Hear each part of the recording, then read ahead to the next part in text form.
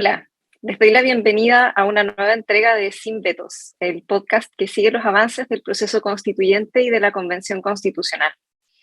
Soy Viviana Ponce de León, profesora de Derecho Constitucional de la Universidad Austral de Chile, y esta semana, como siempre, me acompaña Pablo Contreras, profesor de Derecho Constitucional de la Universidad Central de Chile. ¿Qué tal, Pablo? ¿Cómo estás? Bien, Vivi, ¿cómo va todo? Bien, pues continúa el proceso de votación de los informes de las comisiones temáticas de la Convención y esta semana hubo varios desarrollos interesantes. En primer lugar, se aprobó la disposición que reconoce a Chile como un Estado social y democrático de derecho, que es una cláusula vista como la clave para el fin del Estado subsidiario y también como una de las respuestas más esperadas frente a las demandas planteadas durante el estallido social, pero esa no fue la única novedad, ¿no? Es una semana claramente intensa, llena de pleno, y partimos con ese cambio de paradigma, y también tuvimos una votación respecto del informe de la Comisión de Sistema Político, que tuvo algunas señales y algunos vacíos. Entonces, quizás la gran noticia fue que se aprobó una Cámara de las Regiones, que sería el órgano que reemplazaría ahora al actual Senado. Y lo que está por verse, lo que no se sabe todavía, porque no hubo acuerdo en eso, son sus atribuciones. Entonces, ¿cómo va a ser el nuevo Congreso Nacional? ¿Cómo va a ser esta Cámara de las Regiones? Es parte de las incógnitas que seguirán estando en la discusión pública. Así es. Y esta semana, además, se aprobó en general el tercer informe de la Comisión de Forma de Estado, lo cual representa un avance ya decisivo hacia la configuración de un Estado regional. Y justamente en este tema nos quisiéramos detener en el episodio de hoy, y para eso tenemos un excelente invitado. Se trata de Egon Montesinos. Él es doctor en Ciencia Política y director del Centro de Estudios Regionales de la Universidad Austral de Chile. ¿Qué tal, Egon? ¿Cómo estás? Bienvenido. Muchísimas gracias por aceptar nuestra invitación. Hola Viviana, ¿cómo estás? Muchas gracias a ustedes. Hola Pablo, por compartir este espacio con ustedes. Yo muy bien, contento acá en Valdivia, feliz viendo también cómo va la evolución de este proceso tan importante. Cierto que genera entusiasmo. ¿Qué tal si partimos por algo bien básico, que creo que de todas maneras es conveniente tratar de aclarar? Esta idea de Estado regional. ¿Tú nos podrías explicar un poco de qué se trata, por qué es importante, qué elementos supone? Mira, me ha tenido que llevar mucho esfuerzo en explicar primero el concepto de Estado regional acá en mi casa, con mi hija. Mi hija tiene 16 años, va en tercero medio, y lo conversamos ya cuando comenzó este concepto a tomarse, o a tomar un espacio en la opinión pública. Yo le dije, mira hija, imagina que tenemos una familia con padre o madre, y esa familia tiene 16 hijos, hijas, hijes, muy distintos, 16. Y esos hijos cumplen una mayoría de edad. Pero antes de cumplir esa mayoría de edad, se tenían que levantar a una hora determinada que estableciera el padre o madre. Tenían que administrar unos recursos que el padre o madre les decía, mira, vas a tener 100 pesos y tienes que gastarlos en libros, en una televisión, en benzina, alimento, y no te sales de ahí. Nos vamos a juntar a comer a las 8, a las 12 almuerzo, y se acuestan a las 8. La llave, vas a tener una llave, pero yo también voy a tener una llave para entrar a tu dormitorio, a tu pieza, para saber qué estás haciendo. Pero resulta que cumplieron 18 años y los hijos se sentaron en la mesa y le dijeron, ¿sabes qué? Papá o mamá, dependiendo de cómo quieras interpretar la cabeza, ¿sabes qué? Nosotros vamos a tener cierto grado de autonomía. No nos queremos ir de la casa, queremos seguir viviendo contigo, porque nos queremos, tenemos una historia común, pero necesitamos cierto grado de autonomía. Nos vamos a administrar con los recursos que tú nos das y vamos a coparticipar también en algunos ingresos que generamos nosotros. No queremos que a mi hermano le vaya mejor o peor porque somos hermanos, estamos acostumbrados a tener una cierta convivencia fraternal, pero queremos decidir qué hacemos con esos 100 pesos. A lo menos déjanos decidir 50, porque sabes que yo no tengo necesidad de un televisor, pero sí quiero cambiar la ventana. El sol me pega en las mañanas y me molesta. Quiero cambiar también la forma de mi cama y por favor, la llave, puedes tener tú la llave, pero al menos toca y di, oye, queremos convocar a un almuerzo en un horario distinto, etcétera, etcétera. Entonces el Estado regional, cuando uno lo explica así, es un paso que dan los territorios, las regiones, de una mayoría de edad, porque no están queriendo irse de la casa a armar una cabaña afuera y declarar una autonomía y un pacto para vivir con los demás hermanos. Vamos a pactar y vamos a guardarnos algunas cosas que son mías y solo mías, y yo voy a establecer un sistema judicial, un sistema legislativo propio. No se trata de federalismo, porque el federalismo sí implica pacto, y acá los hermanos no están pactando, están solo queriendo dar un paso en autonomía, que el dormitorio además dicen va a ser mío, no me vas a cambiar el dormitorio cada 40 años, no me vas a dividir el dormitorio como dividiste a la región de los lagos, tú desde arriba, porque un hermano se enojó conmigo y resulta que tenía más identidad y quería vivir con una relativa autonomía. Entonces, el paso que se da es tan significativo porque este grupo familiar generalmente lo que tenían era un órgano autónomo, que para nuestra historia es el municipio y la región, que es el órgano, la municipalidad que está en la plaza, generalmente la institución, es lo autónomo. El gobierno regional a partir de los 90 es lo autónomo. Pero el territorio no es autónomo, nunca hemos tenido autonomía a escala territorial, es decir, el pedazo de tierra que hay en los ríos, que va desde el puente Cruces hasta el puente Pilmaiquén por el sur, el puente Cruces por el norte, por Lanco, y de Guaum a Corral, ese pedazo de tierra no es autónomo, no hay ningún derecho territorial, los habitantes que vivimos acá no tenemos ningún derecho de exigirle a nuestro gobernador, que ahora lo elegimos, de decirle, oiga, gobernador, ¿por qué no establecemos una política que permita regenerar el impacto que han tenido la actividad forestal que hoy día tiene sin agua a una familia, un grupo de personas que habitan este territorio, que antes nos sobraba el agua? Los paisajes han cambiado y no tenemos ningún derecho en pedirle al Estado de que a lo menos esa forestal pague una parte de la recaudación en la región.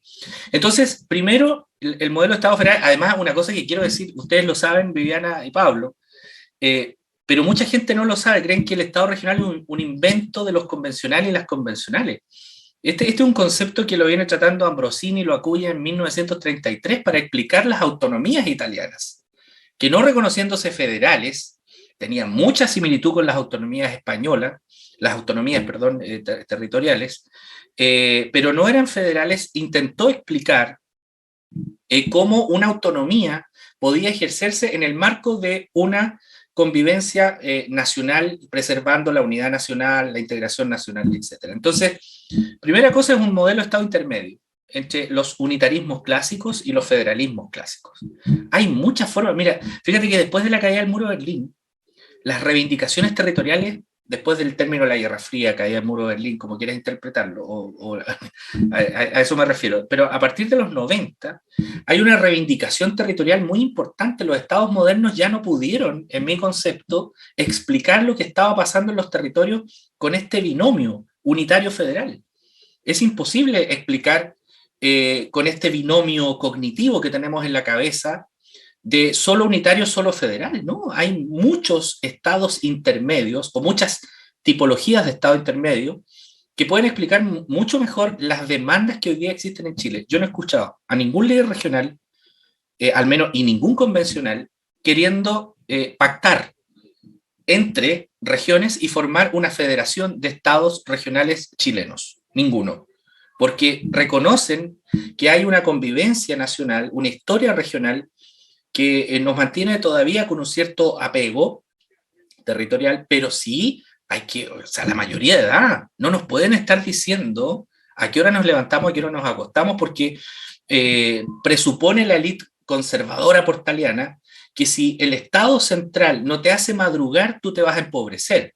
o si el Estado central no te controla, tú te vas a robar toda la plata. Hay una serie de prejuicios que han estado rondando alrededor del concepto de Estado regional, que es una serie de prejuicios, no pasa de eso, solo prejuicios. Te ponen ejemplos de estados federales, cuando el Estado federal jurídicamente es totalmente distinto a lo que se aprobó en el pleno de la convención. No vamos a hacer un Estado federal, es un Estado intermedio. Hay 3 artículos que reconocen que vamos a seguir siendo un país unitario. 3, el 1, el 3 y el 5. El 5, imagínate, el 5 establece el límite del ejercicio de la autonomía. Te dice, tu ejercicio de autonomía, Viviana, Pablo, supongamos que los 3 somos territorios, regiones, que vamos a ser regiones autónomas. El ejercicio de nuestras autonomías no implica secesión territorial.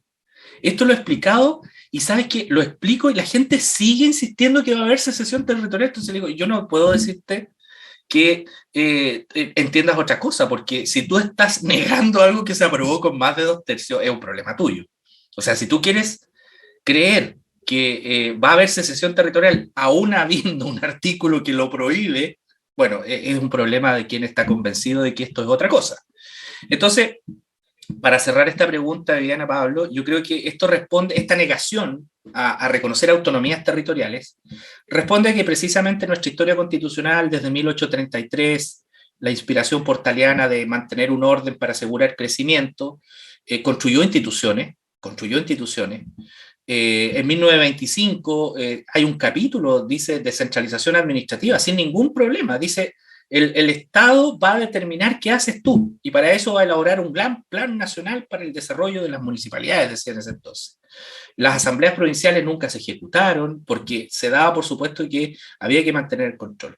Y bueno, y la Constitución del 80, que le otorgó a la descentralización una componente muy ideológica, es decir, hizo que las municipalidades no hagan gobierno y que los gobiernos regionales solo administraran, solo se desconcentrara el poder, porque había que hacer a los municipios, especialmente a los municipios, actores débiles para proveer servicios sociales como por ejemplo educación y salud, pero con el claro propósito para que el mercado se haga cargo de eso. O sea, ahí, mira, la dictadura no sabía nada de descentralización, los militares sabían mucho de regionalización, pero quienes elaboraron este concepto tomaron las recomendaciones, recomendaciones, para algunos le dicen neoliberales, que entiende la descentralización como un proceso de debilitamiento de los órganos de gobierno subnacional, en el sentido de que se prohíbe hacer gobierno con atribuciones y los deja solo como administradores, es decir, inspirados en la idea de desconcentración, para que no pudieran competirle al mercado. O sea, ahí había una clara noción ideológica, pero esa noción yo no se la asigno a los militares si algo sabían es de regionalización, y eso les obsesionaba, lo geopolítico, pero no lo sociopolítico, que hoy día estamos hablando de lo sociopolítico. Hoy día la regionalización no es geopolítica, hay gente que habita en los territorios que necesita asegurar derechos mínimos para desarrollo. No sé si me extendí mucho, pero no, por sabes favor. que me gusta mucho este tema. No, por favor, está perfecto. Yo creo que es interesante mostrar estas claves precisamente porque el Estado unitario ideológicamente es muy fuerte y está siempre detrás de todo, digamos. No es tan visible como una estructura del Estado. De hecho, si uno se fija, hay poca producción científica Sí. o literatura sobre estos temas. Precisamente yo cuando hago estos cursos siempre busco nuevas lecturas y no hay tanto. Y por eso te quiero llevar a un punto que me pareció súper interesante, porque cuando tú muestras que en 1833 el Estado unitario es parte de la consolidación del Estado con un proyecto político de instalar orden y seguridad, en fin. Yo creo que hay algo interesante que el proceso constituyente muestra, si te fijas, es que tenemos que de las primeras normas que se empiezan a aprobar está la de Estado regional. Y eso empieza a dialogar con lo que todavía no pasa con Comisión de Sistema Político. Entonces quiero preguntarte ahí, mira, porque nosotros hemos vivido con presidencialismo, un Congreso bicameral y un Estado unitario. Este Estado regional, ¿cómo dialoga con una forma de gobierno? O sea, ¿cómo debiese ser? a propósito de la introducción, hablábamos de esta nueva Cámara de las Regiones. Bueno, ¿cuál debiese ser la relación? ¿Cómo ves ese tipo de discusiones que hoy día están en la convención? Mira, yo en formas de gobierno le creo mucho a los y las cientistas políticos, abogadas y abogados que saben de esto y lo han estudiado, les creo mucho y atribuyo a eso. Es una bonita mezcla. Yo siempre les digo, yo me quedo más abajo en lo subnacional y poco arriba, a pesar de que en la forma de gobierno están íntimamente relacionadas. A ver, yo creo que la Cámara de las Regiones es una innovación que a mí me entusiasma mucho en materia constitucional y en materia de conectar la distribución, que le llamo distribución territorial del poder político, con la distribución horizontal del poder político. Creo que es una tremenda innovación. Ahora bien, toda innovación debe contemplar los debidos equilibrios y contrapesos que especialmente en la distribución del poder horizontal debe darse. Y ahí adscribo la crítica que se ha hecho y que todavía hay tiempo de corregir, en donde señalan, mira, la Cámara de las Regiones es una buena iniciativa para conectarla con la forma de Estado regional, de tal forma que tú tengas un vínculo directo, no como existe hoy día, que no hay un vínculo directo, hoy día lo que se da son intermediarios y captura.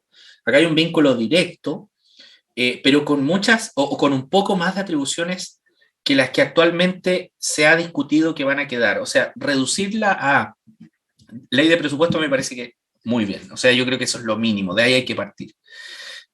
Pero reducirla a los temas que conciernan a las regiones. Puede darse el caso de que tengas una Cámara de las Regiones con 6 meses de pega y los otros 6 meses unos grandes cores regionales, o nacionales.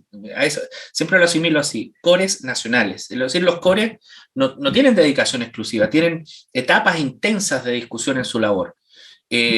A mí me parece que debieran tener también cierta injerencia en discusiones asociadas a políticas sociales que, de acuerdo a lo que el mismo Patricio Aroca, un economista que también adscribe esta idea, plantea que, si bien es cierto, hay que garantizar que las diferencias territoriales tengan expresión política, también hay que garantizar que haya una homogeneidad mínima de bienestar. Es decir, que hoy es un problema donde tú naces. Es decir, si te toca ser una persona con condición de vulnerabilidad social y más encima te toca nacer en un territorio que tiene pocas capacidades, pocos servicios, etcétera, tu pobreza se te hace aún más dolorosa. Eso es lo que se reconoce en la literatura, la desigualdad territorial, que importa donde tú naces. No es que ya naciste en el sur, qué lindo el sur. Yo cada vez que me dicen eso, digo, o sea, depende. Si es tu segunda o tercera casa al sur, sí que es bonita. Es decir, en Lago Ranco me dicen es hermoso. Sí, para Ruistable que tiene casa ahí, para Piñera que tiene casa ahí, es hermoso. Pero la familia Quichel, la familia Pérez, que es su primera casa, que no tiene camino pavimentado, créeme que es muy duro vivir ahí, sobre todo en invierno, cuando se enferma. Entonces depende. Entonces, si tú vas a generar una distribución del poder político, tanto vertical, territorial, me refiero con vertical, como horizontal, que va a contribuir a que efectivamente importe más donde tú vives, es decir, vas a tener regiones que son pobres y que se pueden empobrecer más, porque hay definiciones de política pública que van a seguir concentrando plata en el metro, plata en infraestructura para las regiones metropolitanas, etcétera, etcétera. Claro, puede haber un problema, por eso es que a mí me parece que hay que conectar un poquito más, pero tal como quedó, hubo muchos artículos que se rechazaron, que me parece bien, hay que darle una segunda vuelta. En esto yo soy convencional lover, pero también no tan fanático. O sea, hay cosas que hay que mejorar y que bueno que se mejoren. Yo creo que están bien conectados, Pablo, ante tu pregunta, pero falta todavía el toque. Falta, así cuando uno hace una parrilla, y a mí siempre me da gusto dar estos ejemplos, falta el toque, está bien, todo se ve bien, pero falta la cocción, echarle algo más de sal, porque de lo contrario va a quedar desabrida, se ve bien la parrilla, pero la carne puede que desabrida y no. ¿Y qué toque le darías? Porque creo que yo le echaría más chimichurri. pero hay una discusión ahí todavía claro, no quieren hacer lo mismo que hay ahora en términos de equivalencia de atribuciones, Senado, sí. Cámara, Diputados, pero también hay discusión de cuáles son las que le faltaban. ¿Y cuál crees tú que sería el toque? Mira, yo le daría atribuciones que permitan que las políticas sociales, independientemente que estén relacionadas con temas regionales, las políticas sociales en general tengan también una discusión en esa Cámara. Porque ahí es donde puede venir, por ejemplo, a ver, una política pública de salud.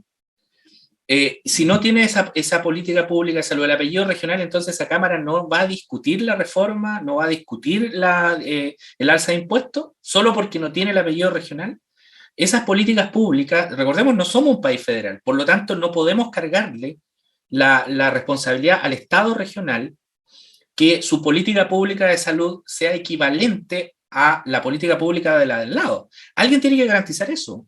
Y a mí me parece que dejar fuera las políticas públicas en general que apuntan a consolidar un sistema de protección social, efectivamente que ya avancemos a que dé lo mismo donde tú nazcas, vas a tener las mismas oportunidades, ahí me parece que hay un vacío. O sea, si son cuestiones muy de política pública. Es decir, si un presidente que no le gustan las regiones, y te estoy dando ejemplos de estados regionales como Colombia, Álvaro Uribe, se aprovechó de estos vacíos para castigar a territorios que él no quería que tengan un desempeño bueno con un gobernador de oposición. Entonces, estos vacíos son aprovechados por líderes. O sea, eso que plantean algunos académicos del derecho y académicos de la ciencia política es real. Pasa cuando se aprovechan vacíos de saltarse un tipo de poder cuando quedan estos diseños que son muy desbalanceados. Entonces hay que tratar de evitar eso. Yo te insisto, yo soy un fanático de lo que están haciendo, o sea, perdón, soy un seguidor de lo que están haciendo, un promotor, un defensor, pero no fanático. Creo que hay equivocaciones, hay vacíos que hay que asegurar que esto no va a significar que, por ejemplo, vas a tener regiones que le va a ir mejor porque van a haber presidentes que tienen mayoría en el Congreso y regiones que tú quieras castigar políticamente. Pasó en Colombia, no es un invento, pasó en Colombia, está sistematizado. Fíjate que Colombia, esto está escrito el año 2012 en un paper de Leiva Botero, que es muy interesante. Él dice, el presidente Uribe, que era un líder populista, pero muy fuerte, él se saltaba a los gobernadores haciendo lo que él denominó e inauguró consejos comunales presidenciales, algo así. ¿Qué era un consejo comunal? Se llevaba a todos los ministros, a todos, a comunas a resolver problemas él. Se saltaba toda la institucionalidad, porque el vacío era que las relaciones entre los niveles de gobierno y entre los distintos poderes del Estado generaron vacíos que lo aprovechaban los líderes populistas. Decían, yo me voy a relacionar, es una especie de Luis XIV, ¿quién era? El Estado soy yo, ya no me acuerdo. El Estado soy yo bajaba y se relacionaba con el pueblo. Mira, ha evidenciado cosas tan ridículas, pero ciertas, como por ejemplo llegaba a una comuna con todos los ministros y había una señora que levantaba la mano en el gimnasio y decía, presidente, estoy pidiendo hace 4 meses hora en el consultorio en el hospital para sacarme una muela y no tengo respuesta al salud. Ministro, decía el presidente, lleve a la señora al consultorio para que le saquen la muela. Pero también resolvía problemas estratégicos. Un alcalde, porque iban todas las autoridades. Aquí no, el gobernador si quiere va a la reunión, si quiere no va. El alcalde si quiere va a la reunión del presidente, si quiere no va. Llegaba el alcalde de una comuna y decía, presidente, hace mucho tiempo que estamos esperando respuesta del Ministerio de Obras Públicas o de Infraestructura, no me acuerdo cómo se llama allá, para construir nuestro gran sueño de la autopista X. Alcalde, ministro, se queda con el alcalde a trabajar el proyecto en el plazo de 6 meses, este proyecto tiene que tener una respuesta. Entonces tú avanzabas, pero avanzabas porque habían vacíos, no porque el diseño quedó bien balanceado. Entonces los estados regionales hay que diseñarlos bien para que los contrapesos, que son, no sé, desde Montesquieu que decía, el poder se combate con poder. Si esta cuestión no es que sea una obsesión de hacer balanceo entre poderes, el poder se enfrenta con poder. Entonces, si tú dejas muy desbalanceada la Cámara de las Regiones, evidentemente que una tremenda innovación constitucional va a quedar débil y no es una obsesión por oponerse a la convención. o un motivo para votar rechazo, por ejemplo, que muchos que andan con ganas de rechazar todo, ven esto y dicen, no, ahora hay que rechazar. Córrete, no, si esta cuestión se tiene que corregir. Tampoco es para andar promoviendo una alternativa, etcétera. Egon, a mí me gustaría invitarte a retomar la norma que establece que las entidades territoriales gozarán de autonomía financiera en sus ingresos y gastos para el cumplimiento de sus competencias. Esto tiene que ver con la dimensión presupuestaria, ¿no? De la que has hablado en varias oportunidades a lo largo de esta conversación. Y junto con esa norma se aprobaron también una serie de principios a los cuales tiene que ajustarse esa autonomía. Entonces quisiera preguntarte, ¿cómo ves tú esta norma? ¿Qué te parece sus proyecciones? ¿Te parece adecuada? Mira, yo vi el informe el tercer informe que tenía muchas de esos principios eran relacionados con descentralización fiscal.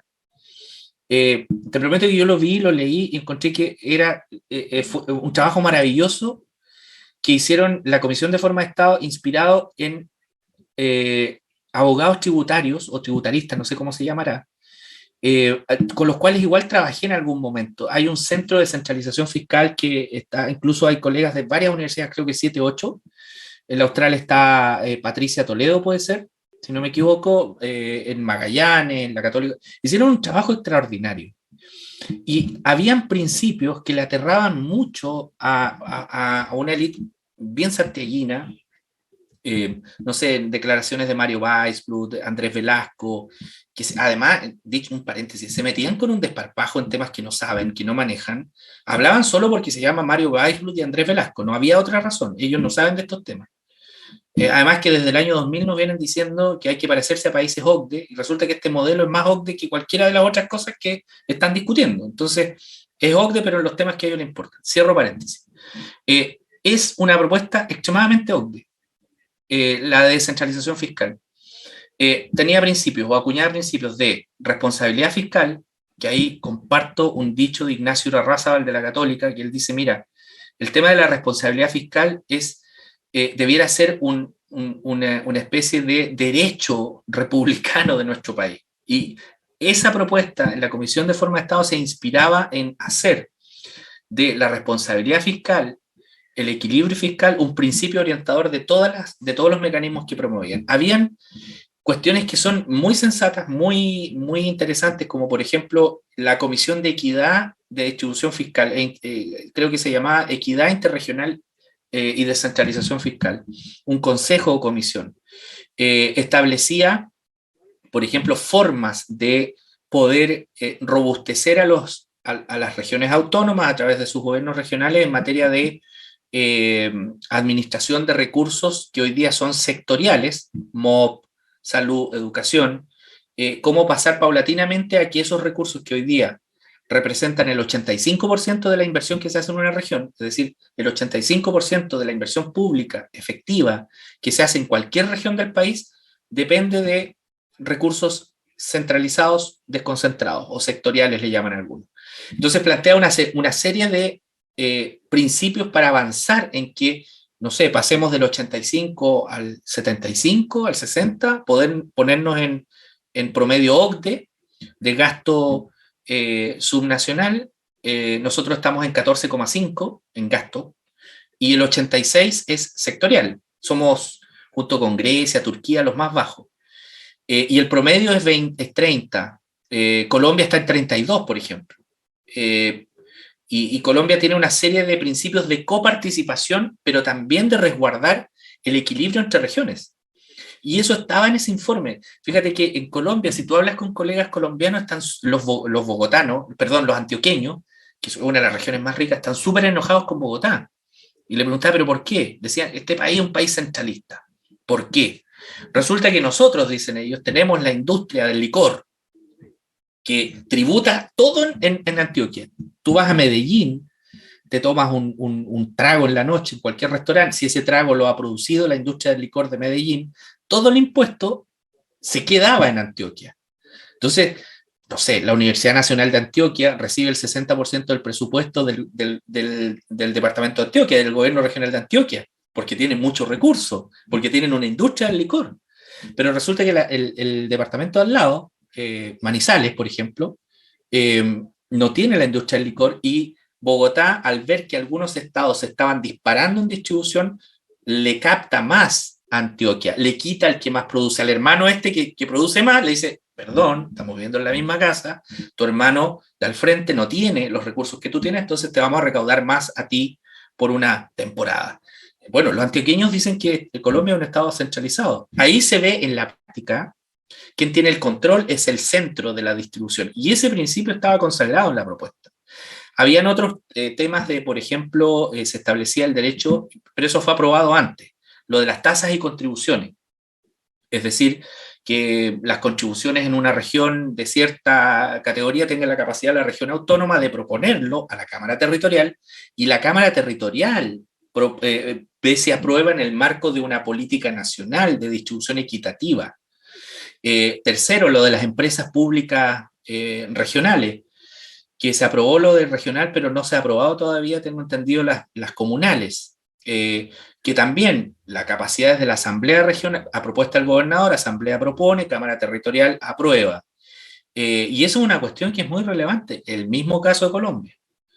El municipio de Medellín tiene un consorcio de empresas creadas, las EPM, Empresas Públicas de Medellín, de salud, de educación, de previsión, de servicios sanitarios. Y con lo que recauda EPM, empresas públicas municipales, por ejemplo, en el año 2020 creó una universidad municipal orientada a formar a los profesionales en los empleos de la cuarta revolución industrial. O sea, forma profesionales para la cuarta revolución industrial, el municipio, a raíz de una buena gestión y gerencia de EPM. Y resulta que en Chile está metido EPM, en Antofagasta, Aguas Antofagasta de propiedad de EPM. El otro día en febrero estuve en Antofagasta, estaban todos aterrorizados con el Estado regional, que poco y nada se iba como a, no sé, a quedar la de abajo. Y ustedes le pagan el agua a una empresa pública municipal de un Estado regional. Y lo último que te quiero decir de la propuesta, que también me parecía extraordinario, era establecer límites al endeudamiento, que también estaba en la propuesta. En Colombia, voy a seguir con Colombia porque hay mucho de eso ahí, tienen límites los municipios para el endeudamiento. El municipio de Medellín tiene más capacidad de endeudamiento que el municipio de Río Negro, que está donde llega la comuna donde está el aeropuerto.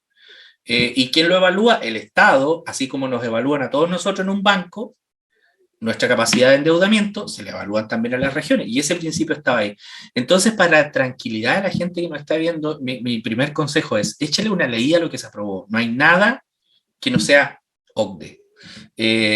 Para los más afiebrados, yo le digo, incluso la propuesta de Estado regional es bastante amarilla. Muy amarilla. ¿Qué quieres que te diga? Y hay como que quedan parpadeando. Échale una leída, le digo. Lean. Y la propuesta de descentralización fiscal era extremadamente responsable, muy de países, de este grupo de países, de los 37 países, y muy necesaria además. Ningún artículo que se haya aprobado está promoviendo el despeñadero, promoviendo irresponsabilidad fiscal me refiero, ninguno de esos artículos, todo lo contrario. Esta conversación está realmente súper fascinante, así que yo te agradezco por la claridad en la bajada de estos tópicos que de repente se ven como un poco áridos o distantes, sí. Así que muchísimas gracias, y desde ya te invito a que en otra oportunidad nos acompañes y sigamos conversando. Pero se nos va acabando el tiempo, así es que tenemos que pasar a nuestra sección de notas al pie, en las que les vamos dando distintos datos de libros, seminarios, columnas y demás relacionados con el proceso constituyente. En esta ocasión quisiera invitarles a revisar los resultados de un estudio acerca de la Convención Constitucional desarrollado por la ONG Derechos Digitales en conjunto con la encuestadora Databox. De acuerdo con este estudio, un 58% de un universo de 1.413 personas encuestadas afirmó haberse enterado de noticias que después resultaron ser falsas acerca de la convención. Y la principal fuente de esa información fueron las redes sociales. Este estudio además sugiere que un 30% de las personas encuestadas ha compartido noticias falsas sobre la convención. Estas cifras nos invitan a tomar una posición crítica frente a la información que recibimos y a buscar fuentes alternativas de información y también a compartir y difundir datos responsablemente, ¿no? Así es que un llamado a la cautela para todas y todos quienes estamos atentos y pendientes de lo que pasa en este proceso. Pablo, ¿qué tal tú? ¿Tienes alguna nota para compartirnos? Sí, yo quiero compartir una columna de opinión que escribió Claudio Fuentes, politólogo que está en la Universidad Diego Portales y que trabaja con Contexto, que lo hemos recomendado varias veces acá. Esta es una columna que publicó en CIPER y se llama Cuando la derecha cruza el cerco, y es una columna bien interesante porque muestra las votaciones de aquellas normas que ahora están en el borrador de nueva constitución, en donde la derecha se pliega, se suma, cuando se une a este umbral superior a los 2/3. Y esto es interesante porque gran parte de las normas, y esto lo han ido midiendo en Contexto, que pasan al borrador de constitución, bueno, sus porcentajes de aprobación superan los 2/3, oscilan entre los 70 y los 80% de aprobación. Los 2/3 son 66,6 periódico. Entonces, eso nos dice algo del comportamiento de los votantes de los convencionales constituyentes, los y las convencionales constituyentes de derecha, y de cómo ellos y ellas también pueden influir en lo que queda y cómo queda. Creo que es interesante porque está muy instalado de que la derecha no puede hacer nada, que como no tiene un tercio de veto o de bloqueo, está básicamente rendida al testimonio, y pareciera que si uno ve un poquito más finamente la conducta estratégica, bueno, podría ser bastante más en determinar los contenidos finales del borrador de nueva constitución. Así que esa es mi nota al pie de esta semana, Vivi. También en la línea de la difusión de información falsa o de información exagerada ocasionalmente en torno al trabajo de la convención. Está buenísima esa nota. ¿Qué tal, Egon? ¿Tú tienes una nota para compartir con nosotros? ¿Te animas? Sí, mira, tengo una recomendación. Hay un libro que sacó la UDECONCE sobre Estado regional y otros temas constitucionales, se llama, salió en el 2021, creo. Y ahí hay también un trabajo que puede sorprender, pero la tradición de Estado regional no es una tradición muy, muy popular ni en los politólogos ni en los abogados constitucionalistas por este binomio que les señalé del unitarismo y el federalismo satanizado además en Chile, lo han tratado súper mal al federalismo, siendo una forma de Estado que trata muy bien algunos temas que hoy día son problemáticos, pero bueno, ese es otro cuento. Y lo recomiendo mucho porque efectivamente el Estado regional, la forma de Estado regional que se está instalando, resuelve algunas problemáticas que tenemos a nivel territorial. Siempre le decía, ya con esto ya es una anécdota, le decía a algunos convencionales, mira, el año 60 cuando aparece la bachata, rompe con el binomio de la salsa y la cumbia. Era un binomio que había salsa-cumbia. Aparece la bachata y se transformó en una alternativa que hoy día la tiene dentro de los 3 ritmos más relevantes que hay en América Latina. Así que el Estado regional es nuestra bachata, le decía. Tiene que romper con este binomio unitario federal. Eso, lo recomiendo, un buen libro. Oye, pero yo creo que tienes que recomendar tu propio libro, Egon, porque yo lo tengo aquí y ya lo empecé a leer. Acá va, ahí está.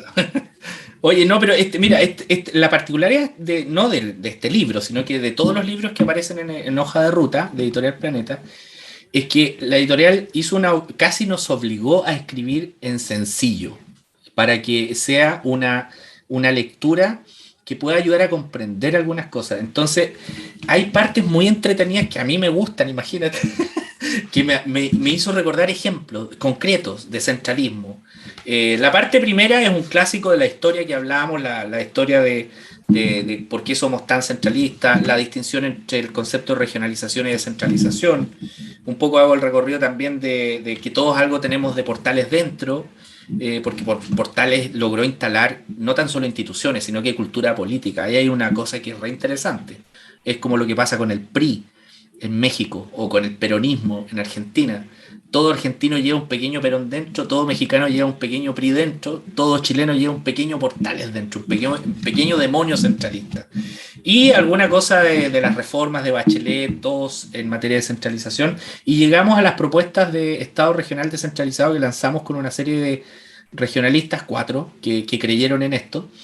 Lo lanzamos hace más de un año, se la pasamos a candidatos, candidatas, que básicamente lo que ponían era esta cosa de la autonomía territorial. La descentralización tiene que tener un contenedor territorial que pueda hacerse cargo de manera protagónica, no de manera pasiva, sino que protagónica de administrar el poder y también ser contrapeso.